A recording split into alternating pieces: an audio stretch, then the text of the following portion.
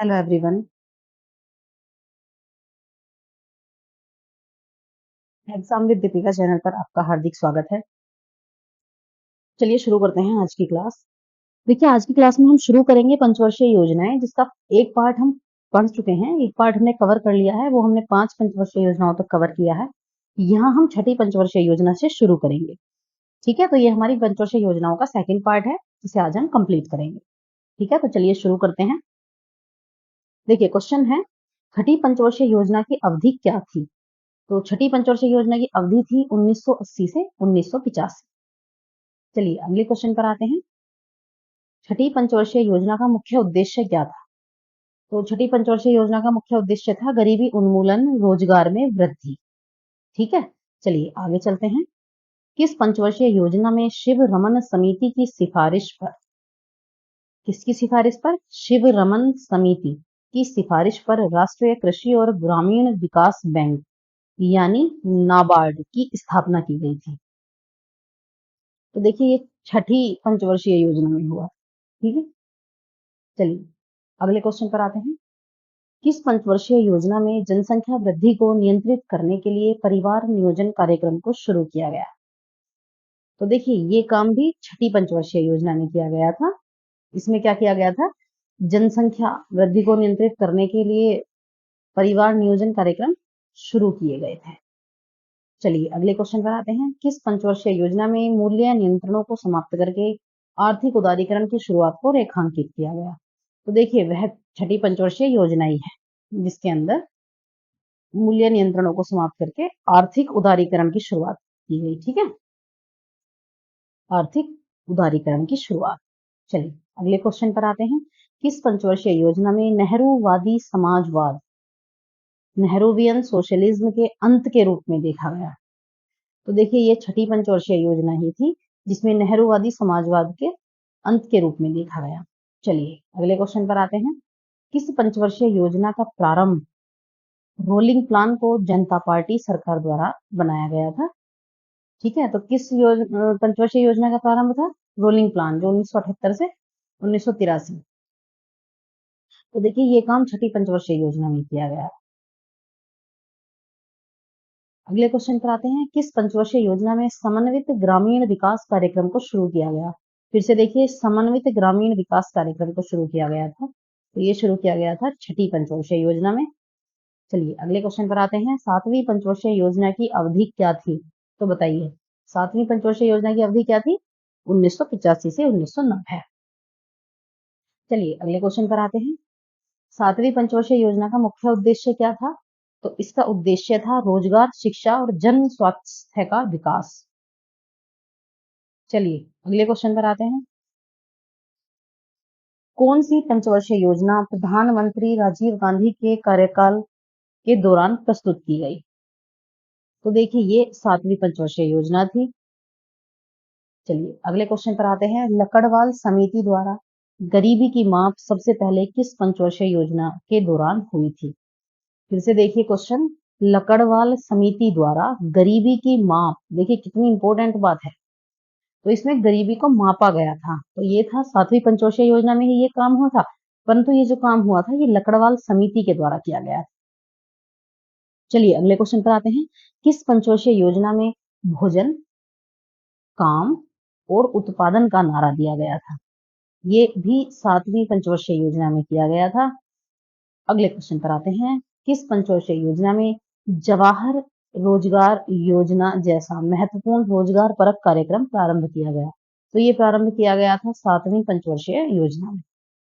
चलिए अगले क्वेश्चन पर आते हैं। तीसरी योजना अवकाश की अवधि क्या थी? तो तीसरी योजना अवकाश की अवधि थी 1990 से 1992। ठीक है, इससे पहले दो योजना अवकाश हम कवर कर चुके हैं। ये तीसरा योजना अवकाश है 1990 से 1992। चलिए अगले क्वेश्चन पर आते हैं। आठवीं पंचवर्षीय योजना की अवधि क्या थी? आठवीं पंचवर्षीय योजना कब थी? 1992 से 1997। आठवीं पंचवर्षीय योजना का मुख्य उद्देश्य क्या था? तो मुख्य उद्देश्य था मानव संसाधन का विकास। अगले क्वेश्चन पर आते हैं। किस पंचवर्षीय योजना में प्रधानमंत्री रोजगार योजना 1993 की शुरुआत की गई थी? देखिए यह है प्रधानमंत्री रोजगार योजना 1993। इसकी शुरुआत कब की गई? किस योजना में की गई थी? तो ये 8वीं पंचवर्षीय योजना में की गई थी। ठीक है, चलिए अगले क्वेश्चन पर आते हैं। 9वीं पंचवर्षीय योजना की अवधि क्या थी? तो बताइए, 9वीं पंचवर्षीय योजना की अवधि क्या थी? तो ये थी 1997 से 2002। ठीक है, चलिए अगले क्वेश्चन पर आते हैं। 9वीं पंचवर्षीय योजना का मुख्य उद्देश्य क्या था? तो बताइए, देखिए 9वीं पंचवर्षीय योजना का मुख्य उद्देश्य था न्यायपूर्ण वितरण, समानता के साथ विकास। ये 9वीं पंचवर्षीय योजना का मुख्य उद्देश्य है। चलिए अगले क्वेश्चन पर आते हैं। किस पंचवर्षीय योजना ने स्वतंत्रता के बाद से भारत के जो 50 वर्ष हैं उनको चिन्हित किया और अटल बिहारी वाजपेयी ने प्रधानमंत्री पद का नेतृत्व किया? देखिए इस क्वेश्चन को फिर से पढ़िए। किस पंचवर्षीय योजना ने स्वतंत्रता के बाद से भारत के 50 वर्षों को चिन्हित किया और अटल बिहारी वाजपेयी ने प्रधानमंत्री पद का उस समय नेतृत्व किया था? तो देखिए ये 9वीं पंचवर्षीय योजना थी। ठीक है, चलिए अगले क्वेश्चन पर आते हैं। 10वीं पंचवर्षीय योजना की अवधि क्या थी? तो 10वीं पंचवर्षीय योजना की अवधि जो थी वो 2002 से 2007 थी। ठीक है, चलिए अगले क्वेश्चन पर आते हैं। 10वीं पंचवर्षीय योजना का मुख्य उद्देश्य क्या था? तो 10वीं पंच तो मुख्य उद्देश्य क्या था? तो देखिए 10वीं पंचवर्षीय योजना का मुख्य उद्देश्य था गरीबी और बेरोजगारी को समाप्त करना और अगले 10 वर्षों में प्रति व्यक्ति आय को दुगना करना। देखिए प्रति व्यक्ति आय को दुगना करने में हमें कितने वर्ष लग गए? हम 10वीं पंचवर्षीय योजना में आके सोच रहे हैं कि अब हमें क्या करना है। आजादी के इतने साल बाद हमारे 10 मतलब इतने आजादी के इतने साल बाद हमने प्रति व्यक्ति आय को दुगना करने की बात सोची। हम बहुत पीछे चल रहे थे, बहुत स्लो चल रहे थे। चलिए अगले क्वेश्चन पर आते हैं। 11वीं पंचवर्षीय योजना की अवधि क्या थी? तो 11वीं पंचवर्षीय योजना की अवधि 2007 से 2012 थी। ये तो हमें याद ही होंगे, ये सब रिसेंटली हैं। 11वीं पंचवर्षीय योजना का मुख्य उद्देश्य क्या था? तो बताइए, 11वीं पंचवर्षीय योजना का मुख्य उद्देश्य था तीव्रतम एवं समावेशी विकास। ठीक है, चलिए अगले क्वेश्चन पर आते हैं। किस पंचवर्षीय योजना में 2009 में शिक्षा का अधिकार अधिनियम प्रस्तुत किया गया जो कि वर्ष 2010 में लागू हुआ? तो बताइए 2009 में शिक्षा का अधिकार जो है अधिनियम प्रस्तुत किया गया था पंचवर्षीय योजना में और ये 2010 में लागू हुआ। तो ये कौन सा था? ये थी 11वीं पंचवर्षीय योजना। चलिए अगले क्वेश्चन पर आते हैं। 11वीं पंचवर्षीय योजना के दौरान प्रारंभ की गई मुख्य योजनाएं कौन कौन सी थी? तो देखिए जो 11वीं पंचवर्षीय योजना में जो मुख्य योजनाएं शुरू की गई थी तो उनमें थी पहली राष्ट्रीय स्वास्थ्य बीमा योजना जो 2007 में शुरू की गई थी। अगली थी प्रधानमंत्री रोजगार सृजन कार्यक्रम जो 2008 में शुरू की गई थी। इससे अगली थी इंदिरा गांधी राष्ट्रीय विकलांगता पेंशन योजना जो 2009 में शुरू की गई थी। इससे अगली है राष्ट्रीय ग्रामीण आजीविका मिशन जो 2011 में शुरू की गई थी।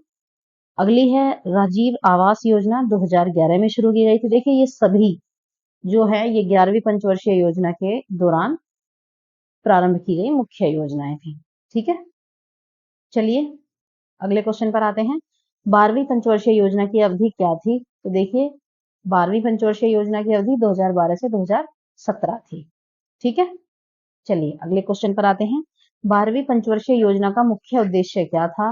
तो देखिए 12वीं पंचवर्षीय योजना का जो मुख्य उद्देश्य था वो था तीव्र समावेशी और सतत विकास। इतने सालों बाद जाकर सस्टेनेबल डेवलपमेंट आया 12वीं पंचवर्षीय योजना में हमारे यहाँ। चलिए ठीक है, आज के लिए इतना ही। मिलेंगे एक और अच्छी सी क्लास के साथ। Thanks for watching. बने रहिए हमारे चैनल पर, लगातार आपको current affairs and static GK की लगातार क्लासेस मिलती रहेंगी। लगातार अपनी पढ़ाई जारी रखिए, बढ़ते रहिए आगे।